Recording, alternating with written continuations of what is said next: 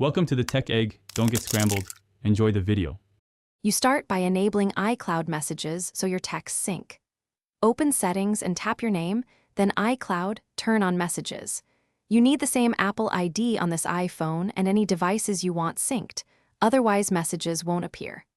Once done, make sure you're on Wi-Fi and ideally charging, because the initial upload and download can be large. This preserves message history in iCloud and lets the phone fetch conversations rather than relying only on local storage.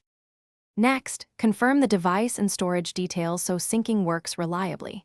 Check the devices list under your Apple ID to ensure this iPhone is recognized. If not, sign out and sign back in. Then go to iCloud storage settings to see how much space messages will use. If you're near capacity, either freeze space or upgrade your plan, because messages and attachments can consume gigabytes. Once storage is adequate, messages will continue syncing automatically in the background. Finish by prompting a sync and knowing one key troubleshooting tip.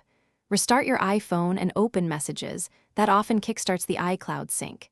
If conversations still don't appear, sign out of your Apple ID and sign back in, but only after confirming backups, since this can trigger re-downloads. As a quick check, look for device and messages status at iCloud.com or on another signed-in device.